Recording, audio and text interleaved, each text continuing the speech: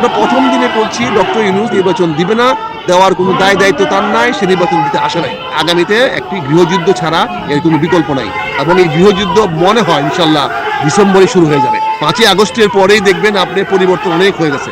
5ই আগস্টের পরে দেখবেন যে আওয়ামী লীগ বিভিন্ন জায়গা থেকে আজান দিবে। আওয়ামী লীগ 5ই আগস্টের পরে আওয়াজ দিবে, আজান দিবে, মাথা তুলে দাঁড়াবে। আওয়ামী লীগ সেই প্রস্তুতি নিচ্ছে এবং আমার মনে হয় নেওয়া উচিত। আওয়ামী লীগ এখন আর বসে বসে মনে হয় মার খাবে না। আসসালামু আলাইকুম আপনাকে এবং আপনার মাধ্যমে আপনার অগণিত দর্শক শ্রোতাদেরকে। দেশটা অনিশ্চয়তার দিকে যাচ্ছে, প্রচন্ড বেগে অনিশ্চয়তার দিকে যাচ্ছে। আজকে দেশ শাসন করতেছে। আজকেও সকালবেলা দেখলাম যে আমাদের বিরুদ্ধে যত কথা হচ্ছে আসিফ নজরুলের সেই কথাগুলো উনি নীরবে যেমন সম্মতি দিয়ে যাচ্ছে। শিক্ষা বোর্ডের কমিটিতে এই যে সম্মতি দিয়ে যাচ্ছে বঙ্গবন্ধুর বাড়ি ভাঙা হলো, বঙ্গবন্ধুর বাড়ি শেখ হাসিনার বাড়ি চলে। এই অর্বাচীন ছাত্ররা জানে না, এই অর্বাচীন ছাত্রদের আমি লিখেছিলাম যে শেখ হাসিনার বিচার অবশ্যই হওয়া উচিত। কি জন্য হওয়া উচিত? আমার মুক্তিযুদ্ধের বাংলাদেশকে জামাত ইসলামের হাতে তুলে দিয়ে চলে গেছে। উনি তো চলে যেয়ে বেঁচে গেছে। আমরা এখন জামাত ইসলামে আমাদের কি করবে আমরা জানি না।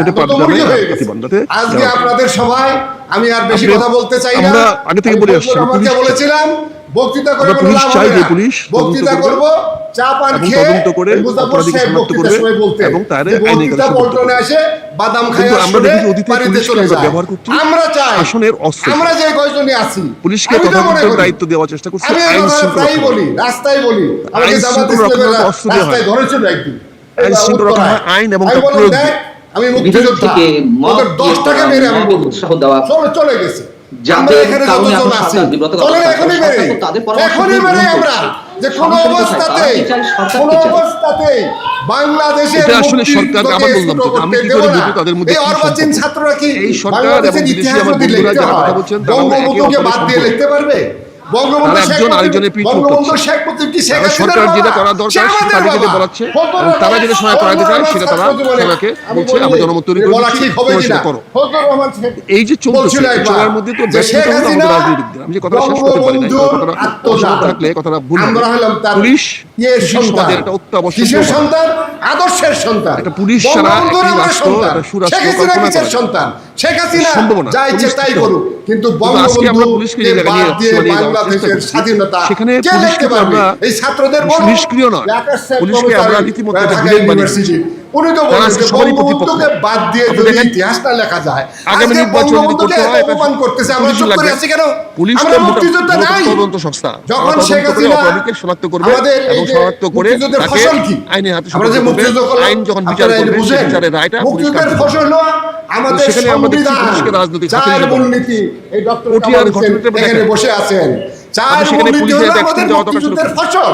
সে মুক্তিযুদ্ধের ফসলই নাই। সেখানে যেহেতু রাজনৈতিক দলের নেতাদের বিরুদ্ধে অভিযোগ আসছে, সে রাজনীতি এটাকে বলে এত অপমান করতেছে। আপনার লোকের এই কাজটা করতে হবে, 24 সাল নাকি মুক্তির পুলিশগিরি করা কি ছিল? এই শহরে বাচ্চারা যে কথাটা বলে তখন আমাদের আত্মহত্যা করা উচিত। ওসিকে ওখানে গিয়ে মাথা মুখে করতে দিয়েছে। বাংলাদেশের সিআরপিসিতে কোথায় লেখা আছে পুলিশ কাউকে কাজ করতে বাধা দিতে? কারণ আমার বক্তৃতা করলে আমার হুঁশ থাকে না। এখন যে বেঁচে আছি এই বেঁচে থাকাটাই উচিত না, হয় আত্মহত্যা করা উচিত, নয় মাঠে নামা উচিত। বঙ্গবন্ধু সম্পর্কে, বাংলাদেশের স্বাধীনতা সম্পর্কে যদি আরেকটা কথা আমি বেরোবো, প্রফেসর ডাক্তার মাহমুদ বীরবতী প্রাপ্ত হইতো, শহীদ হয়েছিল। আমি বেরিয়ে পড়বো, আপনারা না বেরোতে পারেন। ধন্যবাদ। আমি তো উল্টা আঘাত করতে পারি না। জীবন হানির সংখ্যা বলে আপনাকে থানা আমরা সবাই এখনো সমাজ থেকে আমরা অচ্যুত না বিচ্যুত না, থানাতে সমাজ আমাদের এখনো গ্রহণ করে। আজকে যে সমস্ত শক্তি 71 সালের কথা ইনিয়ে বিনিয়ে বলেন, যদি ভুল হয়ে থাকে, যদি এই হয়ে থাকে, আপনি ক্ষমতার বাইরে ব্যবহার করতে চাই। থানাকে আপনি কেন অ্যারেস্ট করার শব্দটা থানা ব্যবহার কেন করেন? থানাকে অ্যারেস্ট করার ক্ষমতা আছে কোথায় দেওয়া হয়েছে? 71 পারে নাই, কেন মানুষের মধ্যে প্রত্যাশা, কেন সরকার গ্রেফতার করে?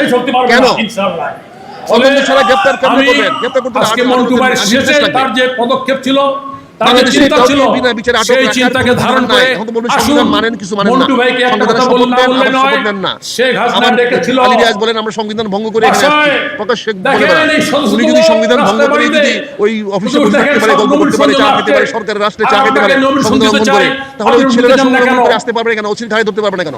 মানে তো আইন তো নাই, আইন তো নাই। তাই তো বলুন নমিনেশন নিয়ে কি হবে? তো দায়ী কে? এমপি তো ছিলাম। এখন আপনি ধরেন এই সরকার আজকে যে জায়গায় যাচ্ছেন আপনি সেই জায়গা তো আমার রাস্তা এনদারের অফিসারদের মুক্তি তো করেছে। এই কথাটা ব্যবসায়ীদেরকে নিয়ে এসে তাদের মধ্যে আপোষ করে দিয়ে আজকে অফিসারদের চাকরি যাচ্ছে। ওনাকে ডেকেছিল শেখ হাসিনা। এই যে বিশ্বাসগত সেই কারণে বলতে চাই সরকার পার পাবে। আজকে যে উদ্যোগ নিয়েছেন আমি তো এক পথে সবাই বলছি মুক্তিযোদ্ধা, আমরা একটা অন্ধকার দিকে সবচেয়ে শেষ এই যে পর্যন্ত বেআইনি কাজগুলো করা হচ্ছে আছে। এর মাধ্যমে কি আগে সরকার গুম খুন করতো, এখন আমরা রিমান্ড করি। আমাদের সময় আগে সরকার এই মানুষকে গুম করে মেরে ফেলতো, ইনশাআল্লাহ এখন আমরা বাংলাদেশের মুক্তিযোদ্ধারা বিজয় লাভ করবে। মন্টু ভাইয়ের স্মৃতি অমর হোক। জয় বাংলা, জয় বাংলা। যে আন্দোলন ক্রিয়েট করা ছিল, যে আপাতত শেখ হাসিনার পতন হলো, তাহলে এখন সে আগে মব ভায়োলেন্স ছিল না, এর সঙ্গে যুক্ত হয়েছে মব ভায়োলেন্স। জাস্টিফাই করার চেষ্টা চলছে, বলা হচ্ছে আগের সামাজিক যে কাজগুলো করেছে তার সামাজিক ফ্যাসিবাদ, তার প্রতিক্রিয়া হিসেবে সামাজিক ফ্যাসিবাদ। কিন্তু এই ভায়োলেন্সগুলো কারা করছে? বিএনপি একটি অংশ করছে, আর সরাসরি জাতীয় পার্টি বাংলাদেশ ছাত্র আন্দোলন এটা করছে, যারা অভ্যুত্থান ঘটিয়েছিল।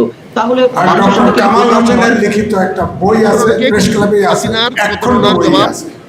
সেখানে মুক্তিযুদ্ধ শুরু হওয়ার আগ মুহূর্তে কি ঘটেছিল তিনি তার রাষ্ট্র নিয়ন্ত্রণ এনসিপি করে না, রাষ্ট্র আমি নিয়ন্ত্রণ সে বিএনপি কি করে লেখা না। ছিল সেটা বলছি না। তবে আমি বলছি সমাবেশিত হয়েছে যে মুক্তিযুদ্ধের আগে যে বৈঠক হয়েছিল সেটা যদি অসীম বাহিনী সরকার বলে সফল করেছে, হতো, সংবিধান তবুও বড় এদেশে বড় বড় গলায় বলছে, হতো, তার লোকেরা আর বলছে আমরা জনগণ সংবিধান কিন্তু অমান্য করে আওয়ামী আসছি, লীগকে তারা আইন ছাড়িয়ে করছে, দিয়েছিল। তারা যা এই জন্য আমি এটাকে বলি তিনি তার অফিসে টাকা নিয়ে আসেন, ইলেকশন কমিশনের এবং চিফকে মুক্তিযুদ্ধ টাকা নিয়ে আসেন, প্রধান বিচারপতিকে, মুক্তিযুদ্ধ যেগুলো তো ক্ষমতার অপব্যবহার হচ্ছে। মুক্তিযুদ্ধ মানেই এটা দায় বাংলাদেশ। দায়িত্ব তো প্রধান উপদেষ্টাকে দিতে হবে। কোন মুক্তিযোদ্ধা, শৃঙ্খল অবস্থা আমি তখন ইন্টারমিডিয়েটের ছাত্র ছিলাম, জিয়ে রাখা আপনারা যারা প্রকৃত মুক্তিযোদ্ধা ছিলেন, প্রকৃত এই জন্যই বলছি, এখন নিবন্ধিত মুক্তিযোদ্ধা 2.5 লক্ষের উপরে।